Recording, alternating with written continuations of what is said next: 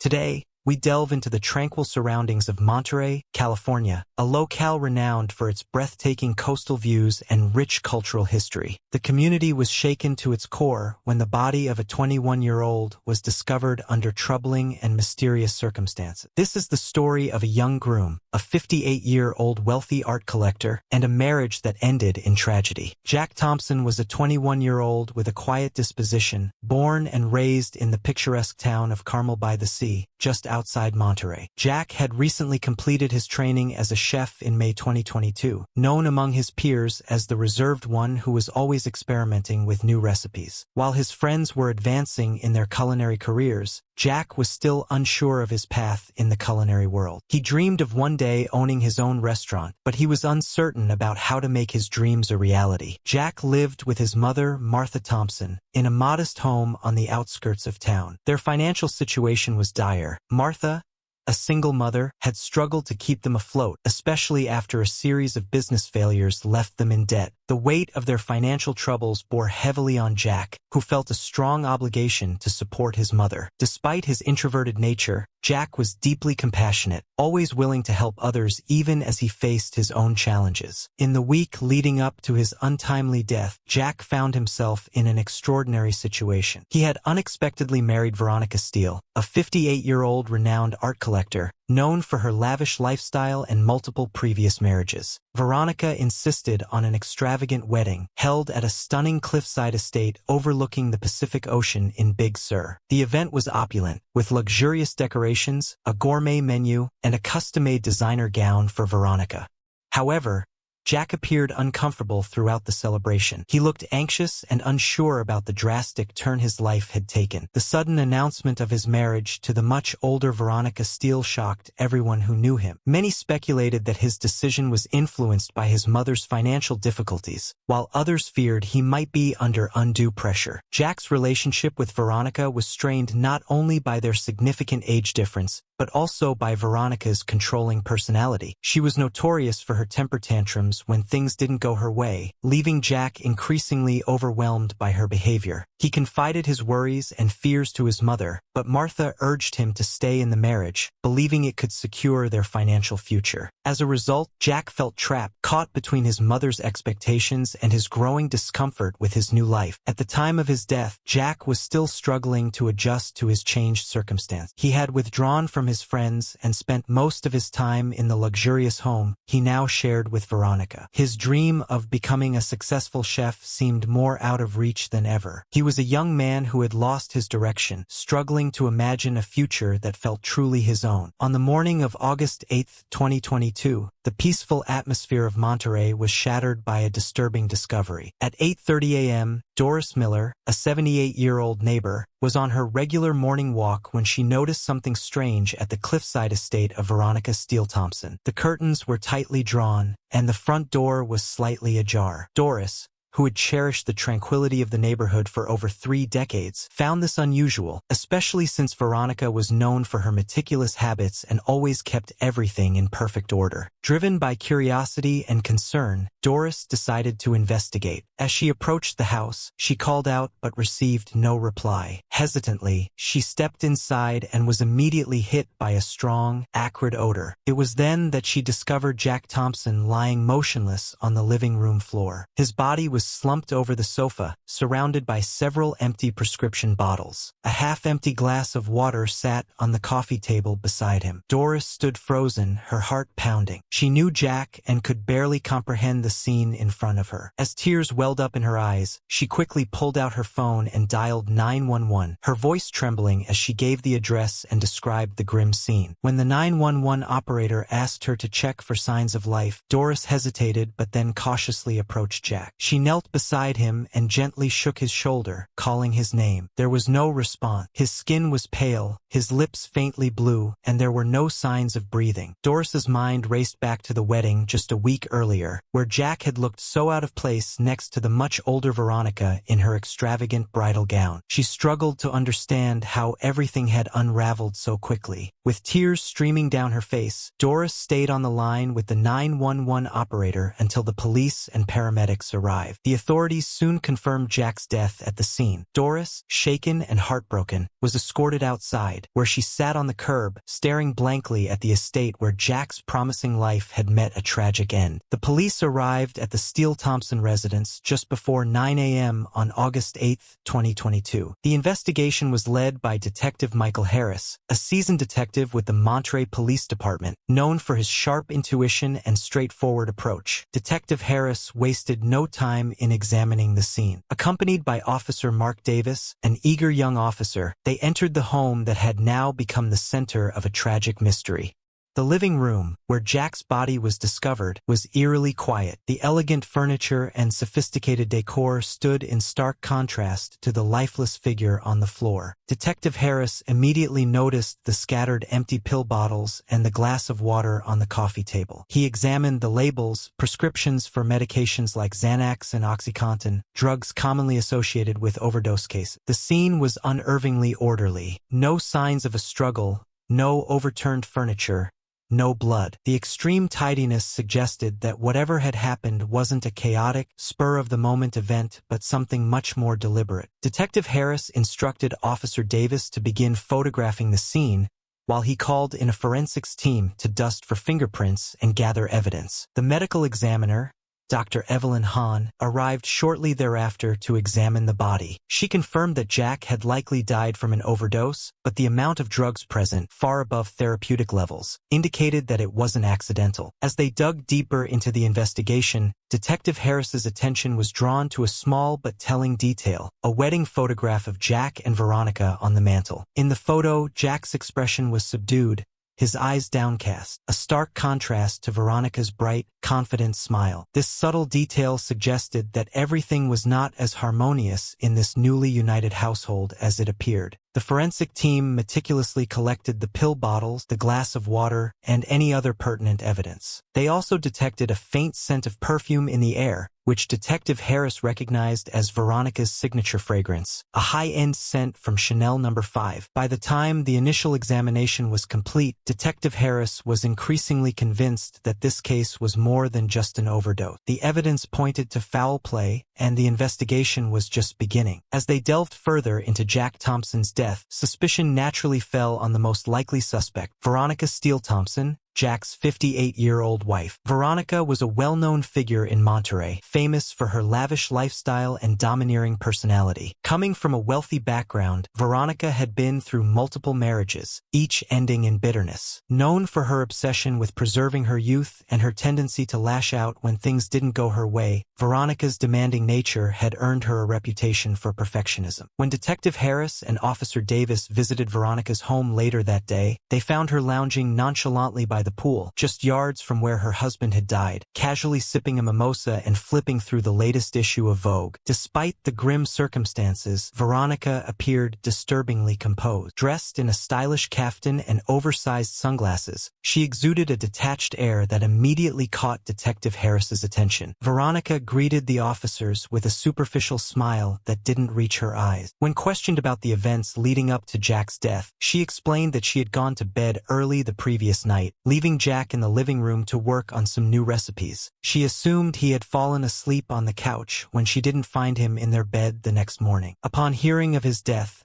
her reaction was muted, showing only a mild expression of sorrow, as if she had learned of a distant acquaintance's passing. During the interrogation, Veronica's story remained consistent, but her emotional detachment raised suspicions. She cooperated with the investigators but kept a certain distance, responding with practiced precision. When asked about the medications found at the scene, Veronica mentioned that Jack had been struggling recently and had prescriptions to help with his mental well-being. She claimed to be unaware of any potential for overdose, suggesting that perhaps Jack had taken more pills than intended in a moment of despair. Despite her composed facade, Detective Harris noted several inconsistencies in Veronica's account. For instance, Veronica had claimed that Jack was working on his recipes, yet the TV, which he often used to watch cooking shows for inspiration, was off when Doris Miller found the body. Moreover, The bed in the master bedroom appeared untouched, suggesting that Veronica may not have gone to bed at all. The more Detective Harris examined her statements, the clearer it became that Veronica was hiding something. However, without concrete evidence, the police couldn't detain her. Veronica's alibi seemed airtight, but her demeanor cast a shadow of doubt. As the interrogation concluded, Detective Harris remained uneasy, suspecting that Veronica, with her elegant and confident exterior, was more deeply involved in Jack's death than she was letting on. With Veronica Steele Thompson still under scrutiny, the focus shifted to a second suspect, Martha Thompson, Jack's mother.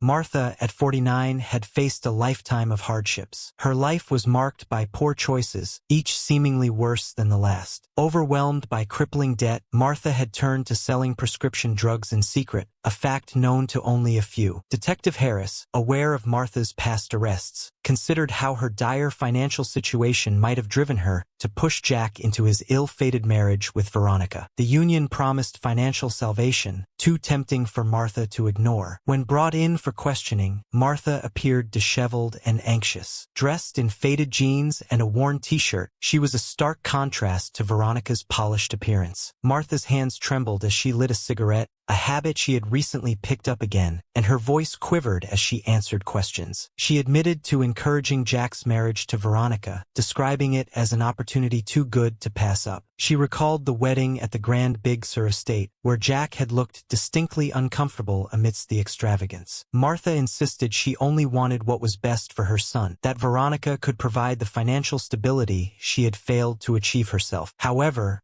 when the conversation turned to the medications found at the scene, Martha became defensive. She denied any knowledge of the large quantity of pills, claiming that Jack must have obtained them on his own. Yet, Detective Harris wasn't convinced. Martha's financial troubles, her illegal drug activities, and her desperation to secure a better future all pointed to her involvement. During the interrogation, Martha's responses grew increasingly inconsistent. She initially claimed she hadn't seen Jack for days, but later contradicted herself by saying she had visited him the night before his death. Her agitation and conflicting statements only deepened the police's suspicion. Despite her denials, Martha's connection to the drugs and her apparent motive to maintain Jack's marriage positioned her as a key suspect. Detective Harris knew that Martha was resourceful, determined, and willing to do whatever it took to protect herself, even if it meant putting her own son at risk. As the interrogation concluded, they were getting closer to the truth, but there were still missing pieces to the puzzle. With both Veronica Steele Thompson and Martha Thompson under investigation, attention turned to a third suspect, Harold Monroe,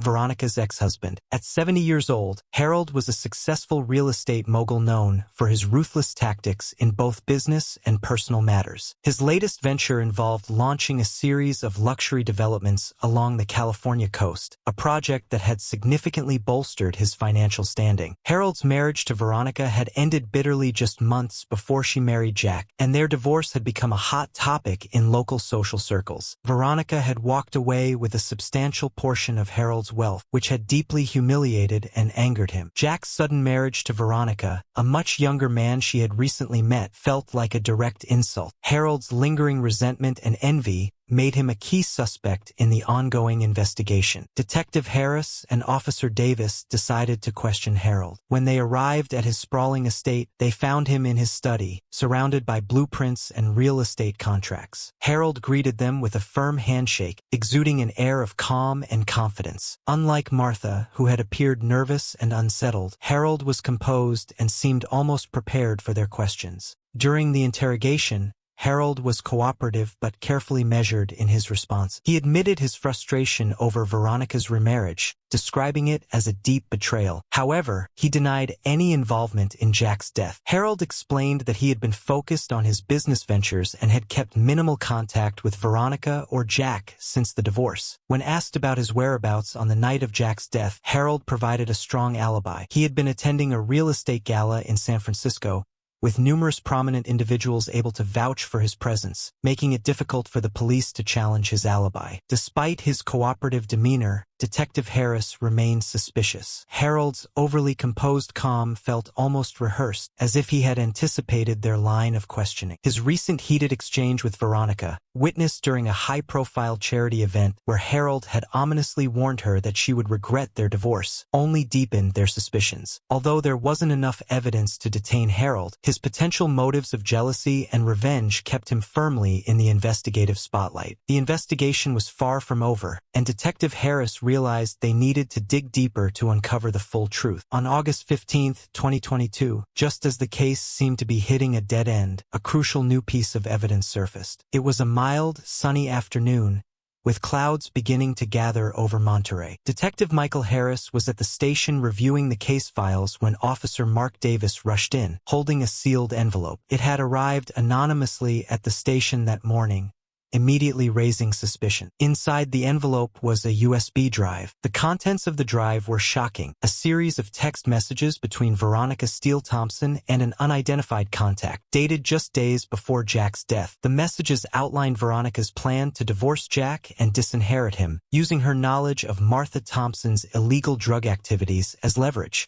The messages revealed Veronica's dissatisfaction with Jack's subdued personality and his lackluster efforts in the kitchen as her spouse, along with her growing eagerness to free herself from the marriage. "His cooking is so uninspired," one message read. "His plating skills are worse than a novice's," another harsh text declared. "If that bleep Martha thinks she can control this bleep, she's gravely mistaken. I'll make sure she and that mediocre bleep chef pay." These texts provided deep insight into Veronica's mindset and intentions. It became clear that she was scheming to rid herself of both Jack and Martha. The messages also hinted at the involvement of a third party, a private investigator Veronica had hired to dig up dirt on Martha's involvement in the illegal drug trade. This investigator had uncovered Martha's history of drug trafficking and was feeding Veronica the information she needed to execute her plan. This revelation painted Veronica as a calculating and vindictive individual, determined to achieve her goals by any means necessary. It also raised significant questions about Martha's role in Jack's death. Was Martha aware of Veronica's plot and acted out of desperation, or was she merely an unwitting pawn in Veronica's elaborate scheme? Armed with this compelling evidence, the police ramped up their investigation into both Veronica and Martha. The case gained renewed momentum as it became evident that the truth was more complex than initially thought. The pieces were slowly falling into place, but the full story was still unfolding. On August 20th, 2022, as the investigation reached a critical point, Detective Michael Harris received a breakthrough after analyzing the text messages found on the USB drive and cross-referencing them with phone records. It became clear that Martha Thompson, Jack's own mother, was behind the deadly scheme. Driven by desperation and greed, Martha had used her son as a pawn in her plot. The police now had enough evidence to arrest her. Martha Thompson, 49, was a woman who saw life as a relentless struggle, burdened by debt and haunted by poor decisions. Martha viewed Jack's marriage to Veronica as her ticket out of financial ruin. She feared that Jack, who had shown little interest in women before, would leave Veronica, shattering Martha's hopes for a steady stream of money. To ensure that wouldn't happen, Martha had been secretly giving Jack prescription drugs and sexual enhancers to keep him compliant and performing, but her plan went terribly wrong when Jack accidentally overdosed, taking far more than she had intended. The twist came when it was revealed that Veronica, unsatisfied with Jack's lack of enthusiasm as a husband, had been planning to divorce him and cut both him and Martha out of her life. She had discovered Martha's drug dealings and intended to use that information to keep them out of her money. But Martha, desperate to keep the marriage intact, took matters into her own hands on the night of Jack's death. Martha had given him a stronger dose of the drugs, hoping to calm him down, but Jack, distraught over his loveless marriage and fearful of Veronica's harshness, took even more pills on his own, leading to a fatal overdose. Martha hadn't meant to kill her son, but her actions directly caused his death. When the police confronted Martha with the evidence, she initially denied everything. Her demeanor was panicked and frantic, a stark contrast to her earlier calm. But as Detective Harris laid out the incriminating messages and phone records, Martha's defenses crumbled. She claimed she never intended to kill her her son, only to keep him in the marriage until they could secure their financial future. Martha's arrest sent shockwaves through the small community of Monterey. Jack's family was devastated by the revelation that his own mother had caused his death. The community, already shaken by the bizarre circumstances of the marriage, now had to come to terms with the tragic reality that greed and desperation had led to such a senseless loss. As Martha was led away in handcuffs, she appeared numb, unable to fully grasp the gravity of her actions. The community, overwhelmed by grief, expressed their sorrow and disbelief, struggling to accept what had happened. The arrest marked the end of a dark chapter in Monterey's history, but the pain and shock would linger for a long time. Martha Thompson's trial began in early December 2022. The courtroom was packed with reporters from outlets like the Monterey Gazette and True Crime Daily, eager to cover the shocking details of the case. The prosecution, led by Assistant District Attorney Mark Christensen, portrayed Martha as a manipulative and desperate woman who had prioritized her financial needs over her son's life. Christensen, known for his sharp intellect and relentless pursuit of justice, argued that Martha's actions were premeditated and driven by greed. He pointed to the text messages, phone records, and Martha's own confession as undeniable proof of her guilt. The defense, led by public defender Carita Vasquez, countered by portraying Martha as a troubled mother who had made a terrible mistake. Vasquez, a seasoned attorney known for her compassion, argued that Martha never intended to kill Jack. She emphasized Martha's financial struggles, her desperation to secure a better future for her family, and the fact that Jack's death was accidental. Vasquez appealed to the jury's sympathy, asking them to consider Martha's difficult circumstances and the pressure she was under. Throughout the trial, Jack's family watched in agony. Martha's actions had torn their family apart, and the pain was clear in their tearful expressions. The prosecution's case was strong, but the defense's argument for leniency resonated with some jurors. On December 15, 2022, the jury delivered their verdict. Martha Thompson was found guilty of involuntary manslaughter. The jury believed that while Martha's actions had led to Jack's death, there wasn't enough evidence to prove that she had intended to kill him. The courtroom was silent as the verdict was read, with Martha showing little reaction, her face pale and expressionless. The judge sentenced Martha to 10 years in prison, with the possibility of parole after 5 years. The sentence was met with mixed reactions. Some felt it was too lenient, given the tragic loss of Jack's life, while others believed it was fair considering Martha's desperate circumstances. For Jack's family, the verdict brought little comfort. They were left to grapple with the reality that their loved one was gone, taken by the very person who was supposed to protect him. The town of Monterey, too, was left to process the disturbing events that had unfolded in their midst, a stark reminder of how greed and desperation can lead to unthinkable actions. In the months following Martha Thompson's sentencing, the impact of the case continued to resonate deeply within the Monterey community. The trial had left a lasting mark on everyone involved, from the Thompson family to local residents. Martha Thompson was sent to the California State Prison Complex in Sacramento, a high-security facility located near the capital. In prison, Martha faced a challenging environment. Her case had received significant media attention, and she was often the subject of gossip and judgment from fellow inmates. The prison system offered her limited opportunities for rehabilitation and support, leaving her to reflect on the tragic consequences of her actions. Martha spent her time participating in prison programs aimed at addressing substance abuse and mental health issues, hoping to find some sense of redemption and prepare for her eventual release. Despite the turmoil, life in Monterey gradually returned to normal. The town held a memorial for Jack at a local park, attended by friends, family, and residents who wished to honor his memory. The event featured live music and speeches celebrating Jack's life and dreams. It was a somber reminder of the young man whose life was cut short, and it offered the community a chance to come together and support one another. As for the media coverage of the case, it eventually faded, making way for new stories and developments. However, the impact of Jack's death and the subsequent trial continued to serve as a poignant reminder of the consequences of desperation and greed, affecting everyone who had been touched by the tragic events of August 2022.